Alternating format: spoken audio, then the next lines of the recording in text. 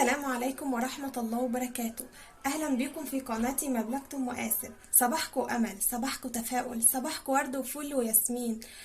رجعت لكم بعد غياب طويل حبايب قلبي. إن شاء الله هنستمر تاني. واستنوني في فيديوهات حلوة كتير. النهاردة إن شاء الله هنبتدي كده، هنعمل كبدة بانيه بطريقة حلوة وسهلة وبسيطة وهتعجبكم إن شاء الله.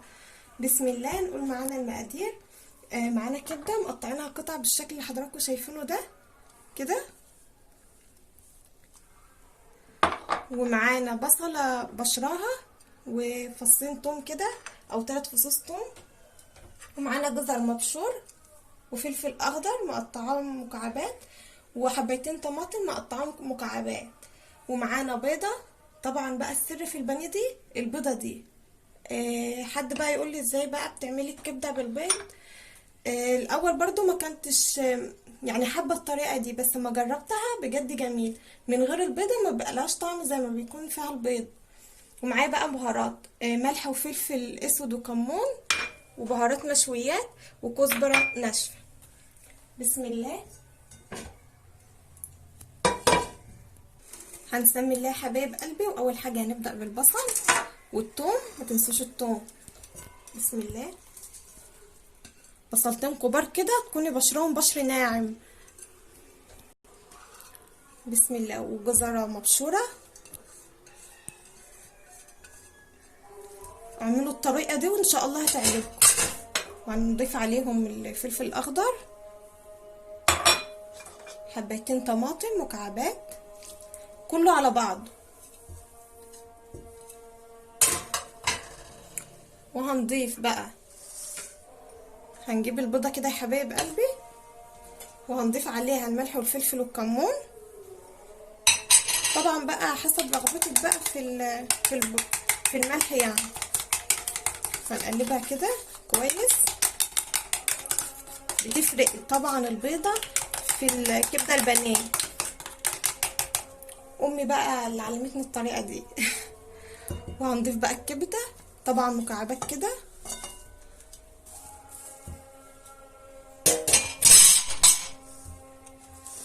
هنضيف يا حبايب قلبي بقى البيضه اهو. بسم الله.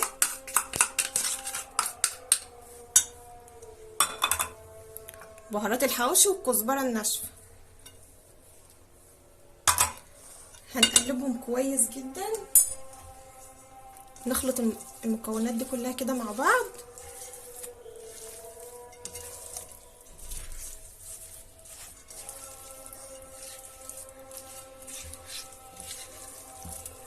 طعمها جميل جدا. تعمليها بقى جنب مكرونه، تعمليها في سندوتشات كده للعشاء. يعني هي الافضل في سندوتشات او جنب مكرونه.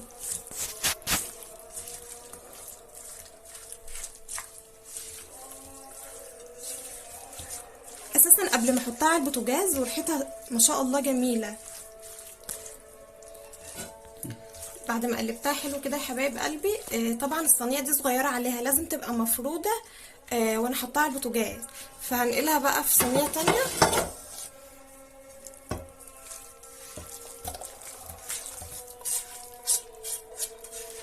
لازم الكبده كده تكون مفروده في الصينيه او المقلايه اللي انت بتعملي فيها. دي احسن. طبعا بقى ضفت زيت، فهسيبها كده في التتبيله دي شويه كده، ساعه كده يا حبايب قلبي. طبعا كل ما بتقعد في التتبيله ديتي مده اطول بيبقى افضل يعني. فهسيبها زي ما انتوا شايفينها كده شويه كده فيها، وبعدين هوريكم بقى انا هعمل فيها ايه.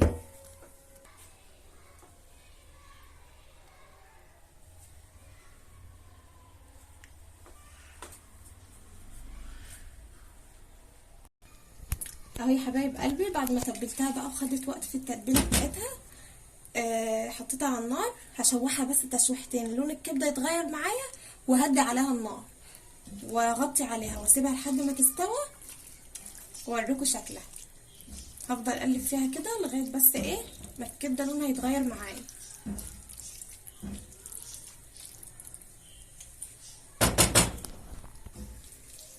بسم الله ما شاء الله. شايفين يا حبايب قلبي الكبده بدات تغير لونها معايا ازاي. انا عايزاها توصل للمرحله دي اهي، وهبدا بقى اهدي النار عليها. يبقى الكبده خلاص غيرت لونها معايا اهو، الشكل اللي حضراتكم شايفينه ده.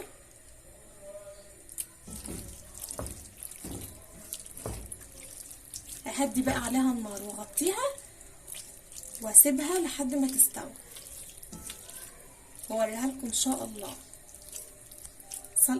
ان محمدا له في القلب حبا فصلوا عليه كي يزيد الحب حبا. اللهم صل وسلم وبارك عليك يا حبيبي يا رسول الله.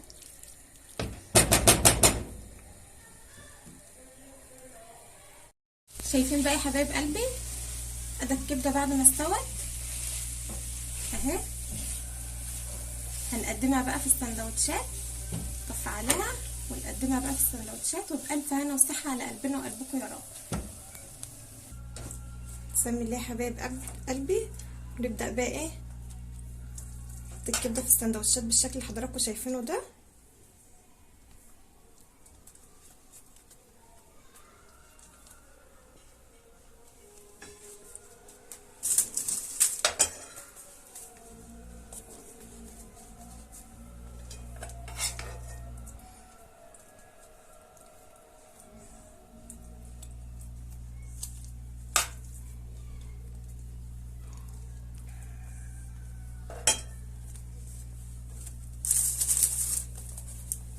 طبعا في كذا طريقه للبانيه، للكبده البانيه، في اللي هي بقى بالبقسماط والبيض، بس الطريقه دي بجد سهله وتغيير يعني، وهتعجبكم ان شاء الله يا حبايب قلبي.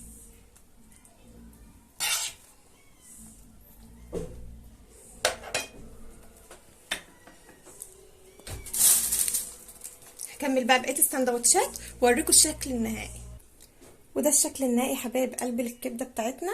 يا رب يكون الفيديو عجبكم ونال رضاكم. ما تنسوناش بقى في الاشتراك في القناه وتفعيل الجرس عشان يوصلكم كل فيديو جديد انزله ان شاء الله.